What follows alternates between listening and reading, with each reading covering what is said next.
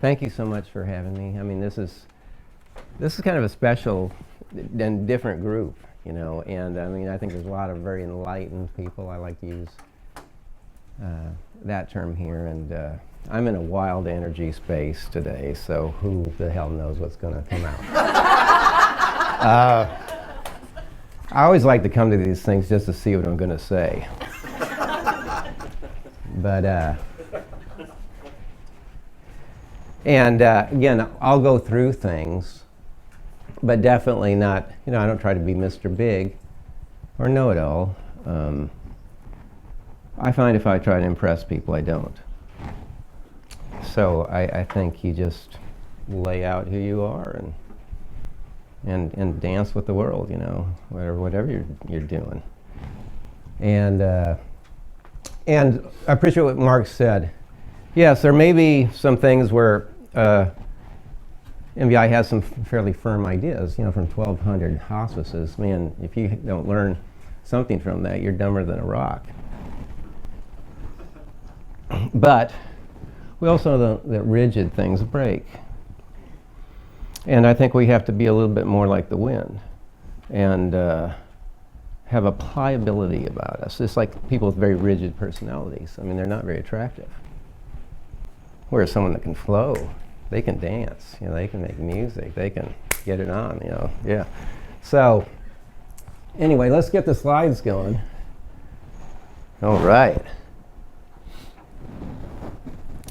And I'm going to be going, just kind of the top things on an executive level, that just brings some awareness to the big, I'll say, moves that would really be beneficial to running a profound organization like a hospice or hospice.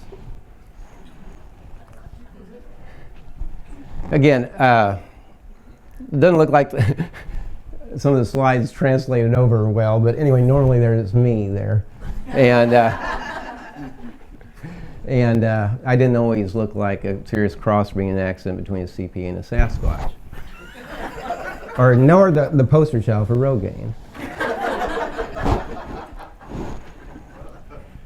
So anyway, so you can't really compare there. I hope the other things came through with that. We just, the other thing that kind of explains me, I only know two things. I know the music business, I know hospice. I started out in music. I had the same manager as Don McLean, Janacine, Bruce Springsteen, Charlie Daniels. Decided I didn't like the music business, marched up to the top floor of the United Arts building, told my manager I quit, but I had a 6-year deal, meaning I didn't own anything. I couldn't play in a bar legally, didn't own any of my songs, didn't own even a photo of myself. So I had to recreate myself. I became a programmer, system analyst, and a CPA. I figured money's got something to do with it.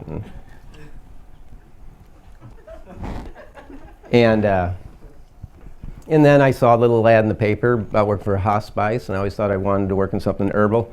So anyway, and so, got into it. And the fortunate thing is I didn't know what in the hell I was doing.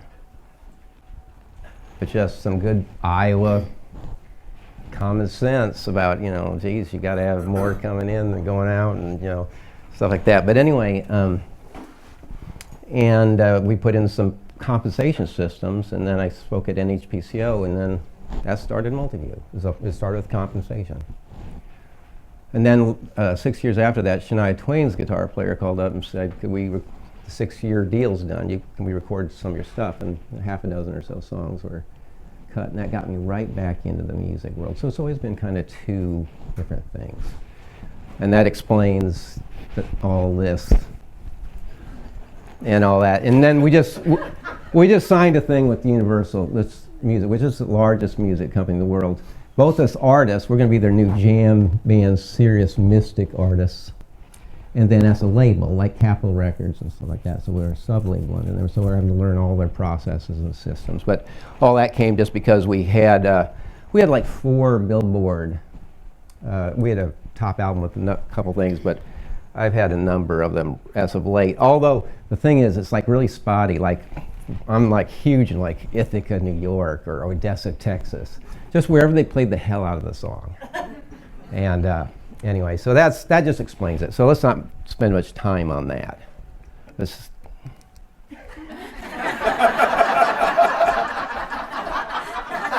okay. Here's the thing about hospice, is that the get off on this, the celebration, is that we're doing profound work. And we're serving people. We attract profound clinicians with profound questions. And we serve human beings with profound questions. I mean, we're right there at the gateway of the great transition from one dimension of life to the next. And I just think that's key. Why in this world, I said this last night over some drinks, which I'm still feeling a little bit today, this morning. Not really, who knows what I'm feeling. But we know how this game works. We know the outcome.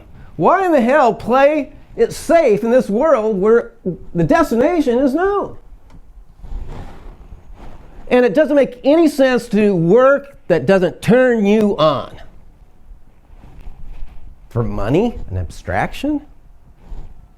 Especially in a place where you can do whatever. So I say that because to me that's the fuel. If we still want to be a movement, or if we want to be industry, well, hell, go over there. Sit in that corner.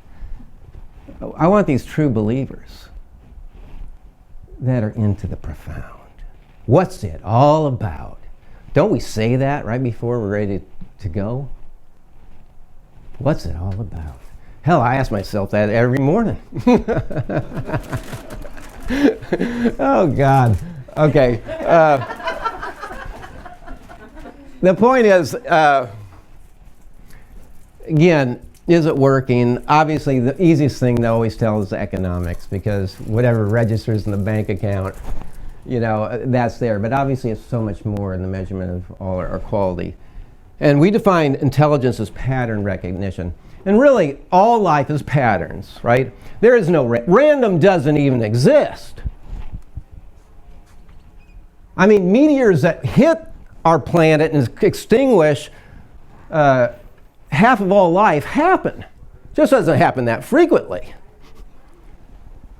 All is patterns. Or you go out and have a fender bender. It happens. So intelligence is pattern recognition and saying, I notice there's this thing called winter. And it's followed by this thing, where not much is going on or doesn't seem to be going on. And then there's this thing called spring, and then this, and well, that has value. Predictability. So I'm going to be going through basically patterns.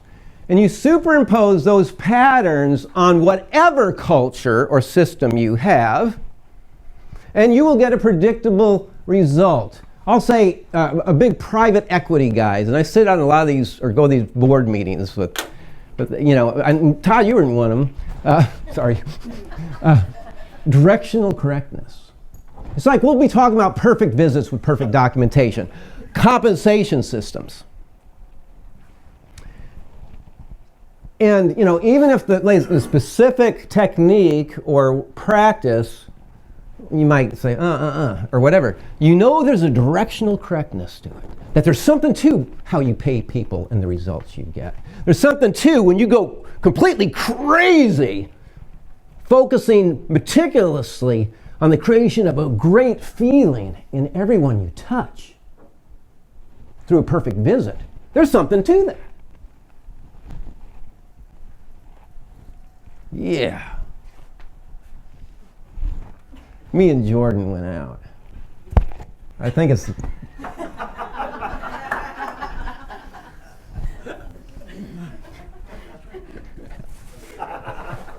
He's in the band. He doesn't know it yet. Anyway, but just to give some kind of faith. This is one hospice that Me and a friend of mine, in the parking lot of a Holiday Inn, we just said, hey, if we take the best stuff we know about the model or these practices, put it in a single organization, what would happen? Well, it grew to about 1,000 patients a day. It was the highest valued hospice at that time on an ADC, and this is the only hospice ever to win a Malcolm Baldrige Award, the highest quality award there is. Anybody can do this. We've done it several times now. Not the Baldrige, I mean, holy cow, no. But you get the idea. Okay, truth be known, most of the frustrations of running a hospice or a home care entity have been solved or greatly alleviated. Almost every issue you have, whether it's turnover, whether it's employee happiness, which y'all got that going. By the way, Cedar Valley. I grew up in the area served by Cedar Valley. I got the news, our local paper, from a town of 718 people. Although they have had a population explosion, and I know they're probably up to 750 or so. But anyway, winning this Gallup Award. This is big stuff. This doesn't happen every day. You've got to have extraordinary talents. And a Katie and the vision of a CEO in the Dream Girl team. Okay, PC. Wait, is there an edit thing? Anyway, but you get what I'm talking about. This is big stuff. There's a practice there. There's something that probably could be assimilated by others. Okay. Holy cow, let's keep going. But the point is, almost everything we face, somebody has worked it out, or at least alleviated it. And it comes down to having the humility to go, we're going to start doing that. And then the balls to actually do it. Okay. Because most people don't do that. Why? Because they fear it. Human beings are herd creatures. We have defaults. We are habit creature. And half of the best known practice means busting routines that people are comfortable with. Because the whole job of a leader is to take people into the unknown. Risk is your business, as Captain Kirk said. Taking them into the familiar, which means best known practices, things that are not being done by the majority. Okay, let's keep rocking and rolling here. I just put this list. I was asked to put together a top 10 list for some publication or something. And so this is about 5 minutes of, and I put it out to all our magic, our folks that go out and actually are on the ground with hospices, helping them do their transformations and their big change. But as we're talking about best known practices, this will tie into the next slide. Okay, so the first thing is just hiring the insecure, smart CEO. That will kill any organization. Why? Because the fish stinks from the head down. Everything is oozing off of this individual's personality and ideals and all that. And I know that, again, if we put or get a hot dog CEO in an area, that hospice is just going places. I got one right now I got to find and pop them down. And that organization will start to be transformed. But here, let's get back to that slide. At MBI, we don't hire smart people. Why is that? Because they can't learn. Smart people can't learn because they already know it. Amen. I don't like to, I mean, you can walk in a room and I can tell if I'm working with a smart guy or not. I don't need that. I need people with some humility, some flexibility. Like, what's real, man? What works? Half of them are just stuck in their head in the world of abstraction. They can't distinguish money from wealth. You can't eat paper, but man, you can eat a super burger. That's wealth, man. And you can taste it and feel it and sleep on it. Okay. So that's okay. So top of the sink. Okay, let's get it going here. not focusing on quality. Most hospices do not focus on quality, in our opinion. Or, they'll copy what all the pedestrian hospices do and then wonder why they don't get a different result. Here's the quality equation. Perfect visits with perfect documentation. That is quality. That single move will solve virtually all of an organization's quality and financial issues. One move. But yet I go into hospices, they don't even have synthetic labs. People aren't tested. It's just like they're throwing warm bobbies. You would never send somebody out on a visit in the Great Transition until you know 100% they know how to do your method of making people feel good. Tested out, written form, videotaped. Why risk your reputation? Okay, so most hospices, in our opinion, really don't get the quality thing or even how to address it. Okay, next, not focusing on the 70%ers, that is, developing extraordinary clinical leaders. When we were building the Baldrige, Norman said to me, because I didn't know this, he said, look, according to Gallup, 70% of the development, retention, and morale of frontline clinicians comes from the relationship of the immediate manager with frontline. So Andrew, that means that we have to have rock star clinical managers. But yet I go to hospices and they have silly practices of promoting clinicians that just happen to be good clinicians up to those ranks that don't have the core competencies or teaching talents or inspiration, and wonder why they don't get a great result, because 70% they craft it away. Okay, let's keep it light. Okay, not benchmarking. You have to know where you are in relation to the rest of the external world to have any legitimate claim of being a professional in anything. But yet I can go to rooms, I've trained almost 10,000 clinical managers. And most of them, it's like if I said in this room, let's use medications. What, across the United States of America, what is the average or the median patient day cost? Or, if you're really multi-view, you're doing percentages of net patient revenue. What is that right now? And usually people say, you just hear the crowd, oh, it's 12, it's 4, it's 7, and you get the kind of, they're guessing. That is a room full of amateurs. When a real pro would know on a patient day basis, it's $8.26 per day right now. And on net patient revenue, it's 5.69%. That's a pro.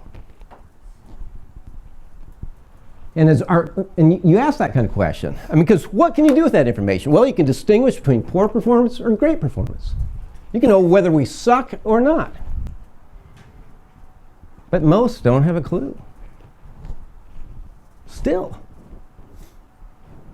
We benchmark, 800 in some hospices. It's really about 1,000 in some, but anyway, it's an undercounted number, but it's like, and these are the people that are managing? Are medications something we just do once in a while? Just occasionally we get a patient that needs medications. No, this is like a bumper in a car or an engine. Okay. Not using compensation to automatically do accountability and relieve the burden from clinical managers. The only way we know to be able to strip so many of the duties from a clinical manager is to do the comp system a certain way. That way, your clinical managers, you can remove from the job description their need to monitor documentation, gone. Their need to monitor productivity, gone. The need to have annual reviews, gone, because people know every day whether they're doing their job. Then even to fire people, all gone. Freeing them up to do the first duty, which is to teach and coach. Because it's a teaching job. By the way, the entire hospice is a teaching organization. Hospice was never designed for us to do the care. There are so many hospices that have this idea that we're there to provide the care. No, we are there to teach caregivers how to do the care in our absence. Because when this movement was started by volunteers that weren't paid a dime from Medicare, they knew that we couldn't be there all the time. So it had to be a teaching model. But we have de-evolved as a movement. And nurses get their satisfaction from doing this. And you've got to deprogram clinicians to get more satisfaction or delight from teaching rather than doing. Paradigm shift, teaching organization, boom. I'm just telling you how to go to the 90th percentile, folks. But that paradigm has to happen. And that will reduce your turnover. You'll have your CAP scores will delight. I mean, this thing just keeps on giving. We all kind of get that if we think it through. Ditching budgets. Budgets are one of the biggest wastes of time. We just set up these NPR percentages, like 4% for medications, nurses at 14%, and if census is up, it automatically adjusts. If it's down, automatically adjusts. And it's just the logical way of doing it, and you just keep running that, and it's an efficiency model. Whereas with a traditional budget, you don't know where in the hell you are. And the meetings are like this, like finance meetings. We're over budget because census was more than anticipated.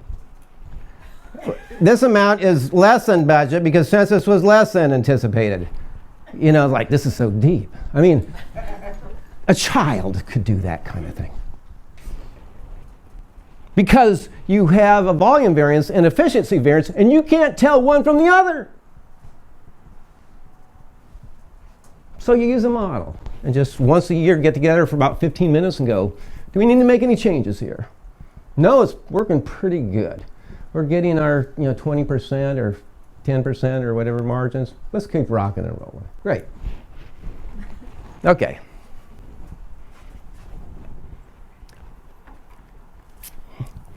Not having clear, impressive, and sustainable standards. Standards are essential for accountability, and all organizations that are high performers have high degrees of accountability. That is, if you don't do the standards of the job, you feel pain. On the other hand, when you do great work, you're rewarded. But deferred pain, deferred rewards are not part of a healthy system. There's nothing in nature that works that way. And that's where I take most of the truth. If you come to the mountain, come through the gates, this is where all the the recording artists come and all that, and you start to go around the mountain, past the signs, you see the complex. And then I put as much glass as the building would tolerate. I always start things, I always point out and say, what do you see out there, folks? You're seeing the truth. You're seeing the truth about how the way that life works on this planet. And it's all patterns. And the more we get with that, the better lives we're going to have.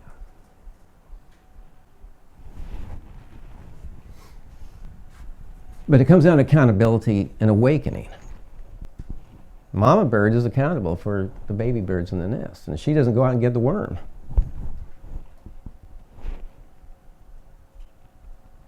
And that's the way it works.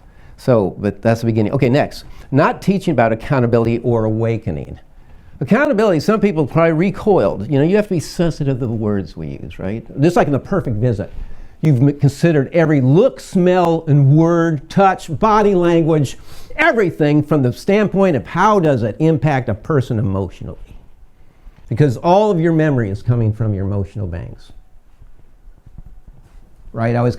I can prove that with, again, 2 questions. Where were you when you got the news about 9/11? Anyone still thinking about that? No, we're probably there. And then we contrast that with what did you have for lunch 2 weeks ago on Thursday? How many can remember that? Well, it's tuna salad and sandwich. Well, that's what you have every day. That doesn't count.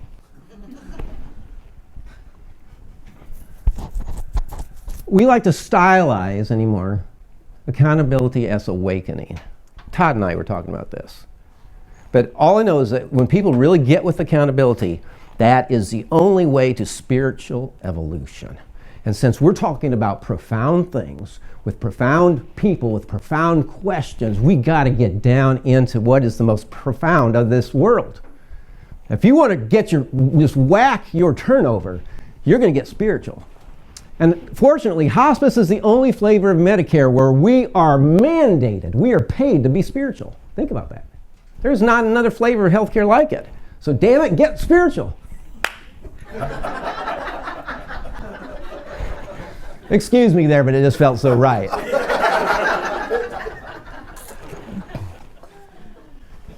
Lord, what a trail we're on today.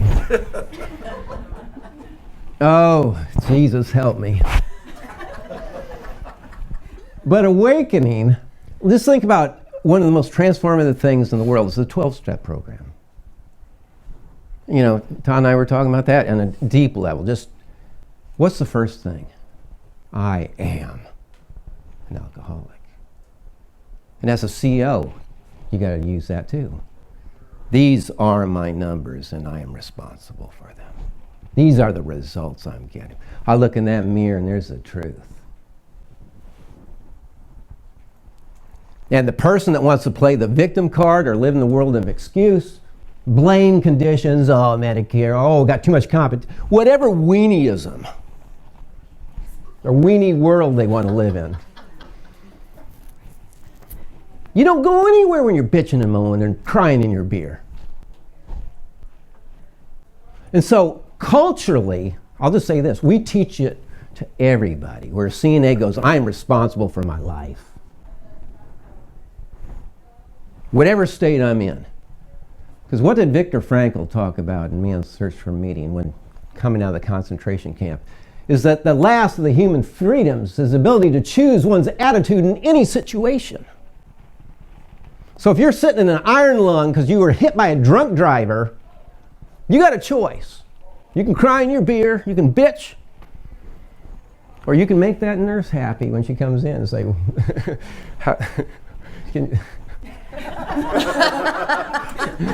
believe me, you can figure out a way. I don't think there's room for two in here. I don't know. I mean, if you want to take it to kind of a naughty place. Or whatever, you know, can you shine it up a little bit? I'm feeling neglected. The silver bullet. Or, you know, guys built factories from an iron lung.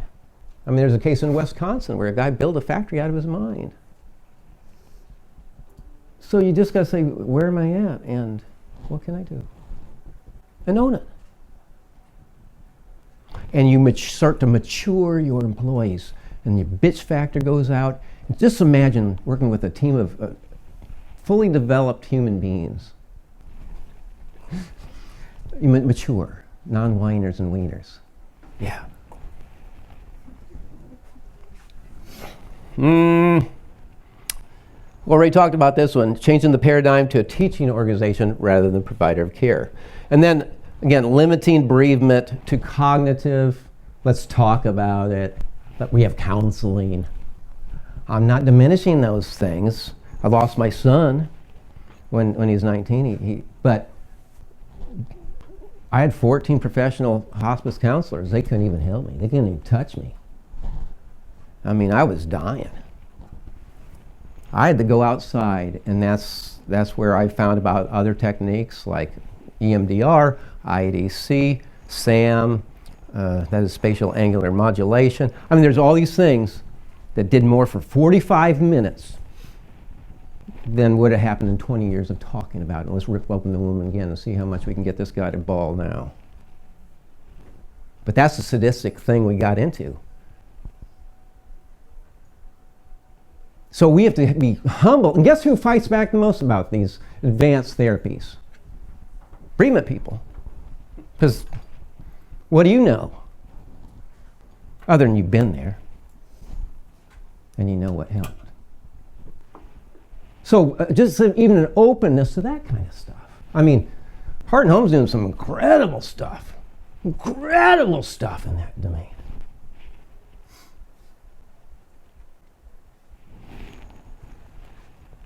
Okay, let's keep it going. Then, of course, IP losses, you want to get rid of those.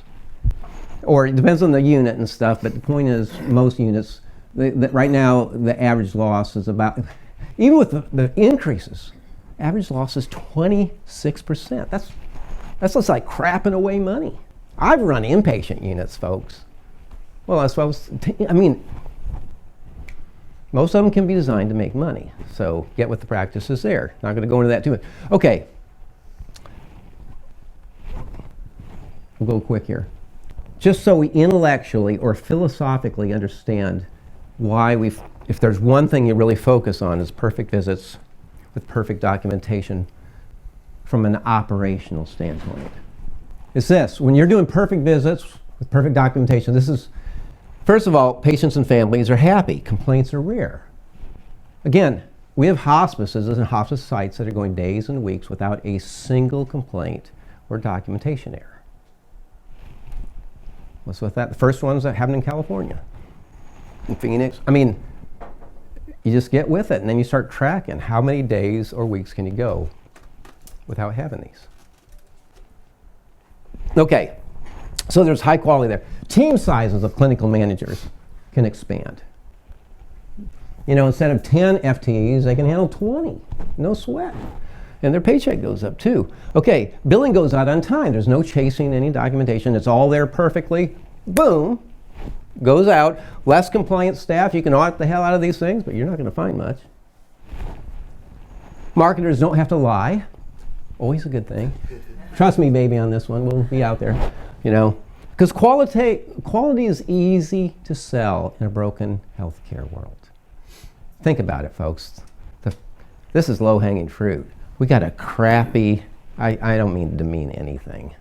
I got a whole album about humble nothing. Oh God, I'm gonna have to pay the price after that. But anyway,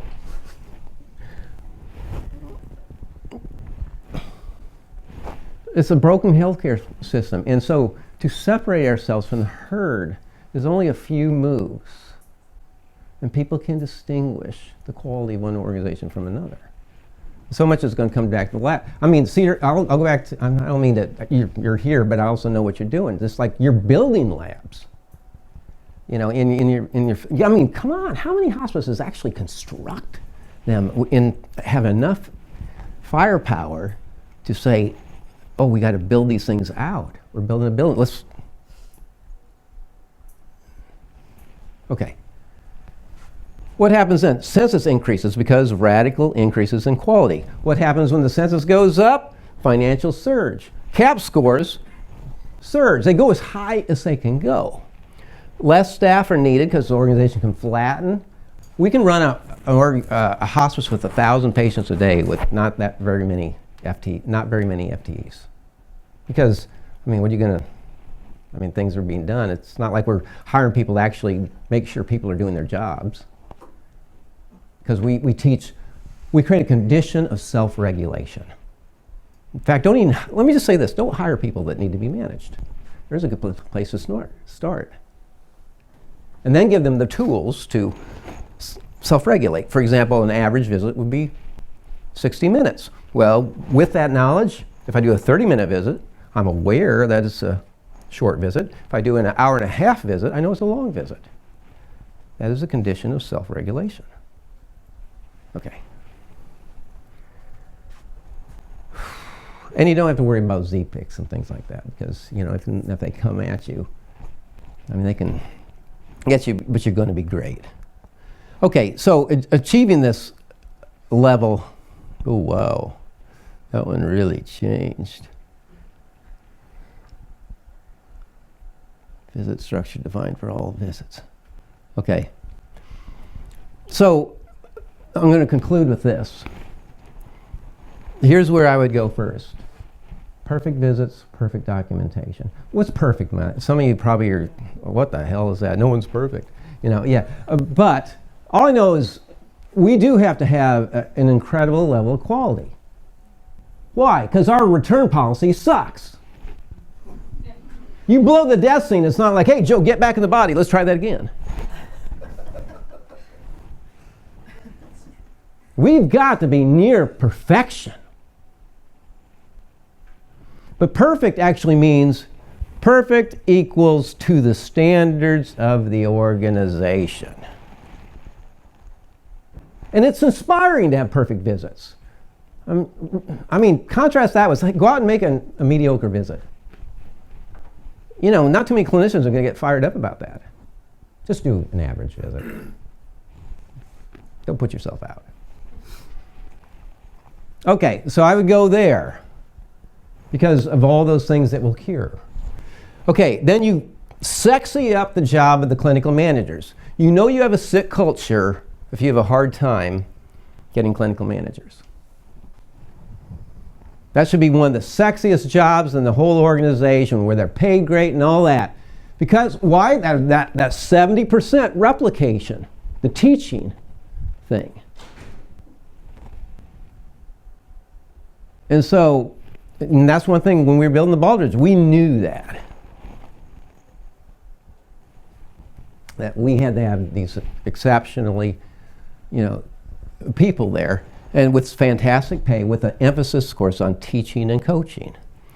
And then the third thing, I'm not going to go through any of the other, the only way we know to get to the 90th percentile. We've never seen a hospice in the 90th percentile that didn't have unique and different compensation systems. That is, you're not just paying an hourly or salary.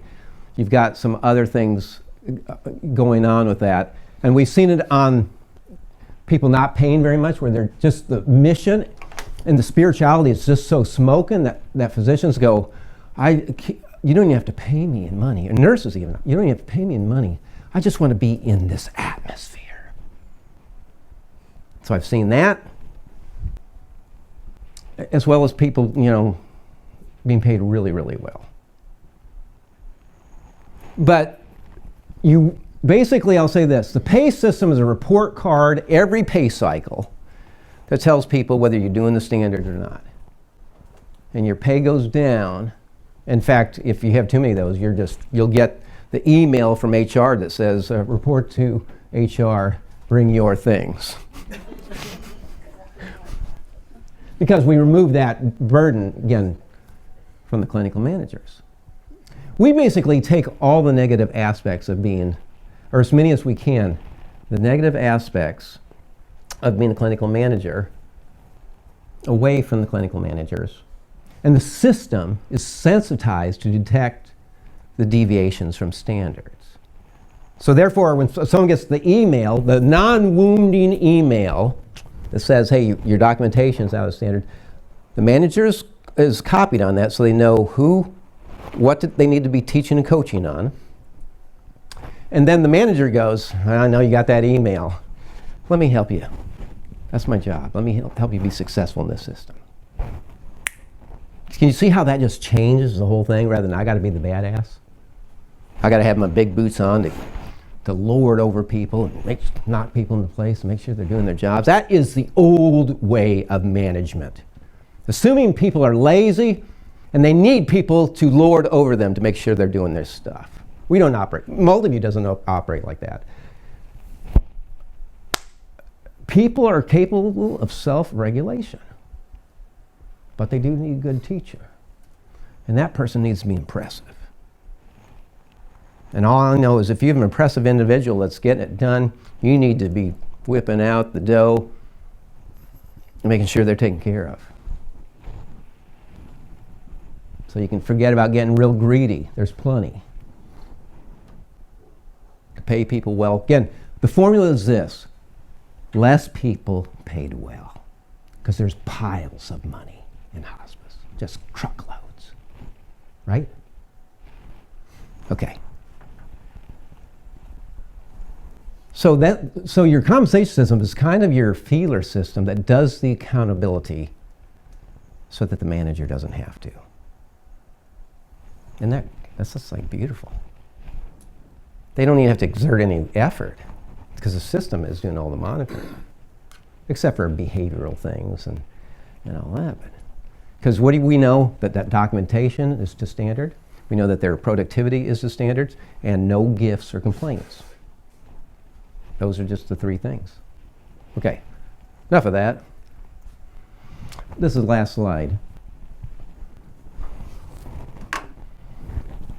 To me, And this is, I don't know, we all have these revelation or Damascus things. This sounds so Tony Robbins. By the way, sorry, I didn't mean to say it, but you know what I mean? I'm not trying.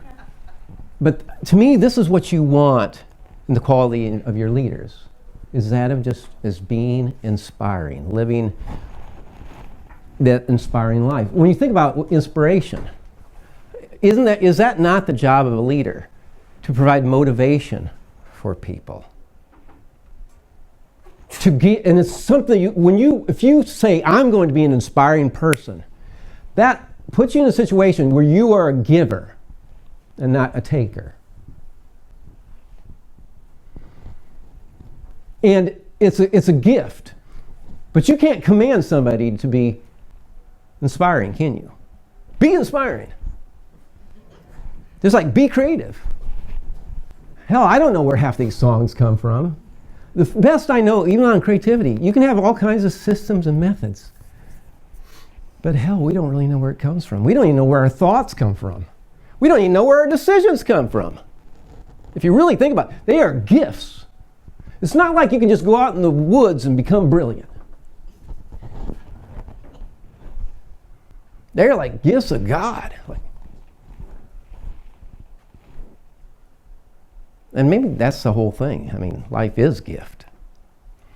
But I know I got to have people that they're admired, they're endeared to their staffs, and they are embracing the profound. And why are they embracing the profound? Again, I didn't say this, but the central DNA, the central demographic of people that work in hospice is that of spirituality. That's what they want. That's what they dig. The pay is nice and all that, but they want the atmosphere for spiritual advancement and growth. And that inspiring person, I always say this to clinical managers, take them on your journey with you. So if you're into hot yoga, well, share about hot yoga. People get that, but because they can tell the difference between that and if you're just mouthing the company slogan. I've said enough.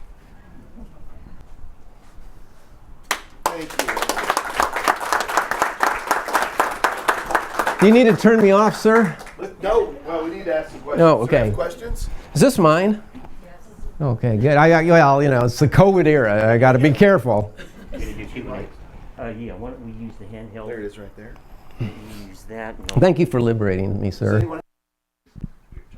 Who's the first to have a question? There you go.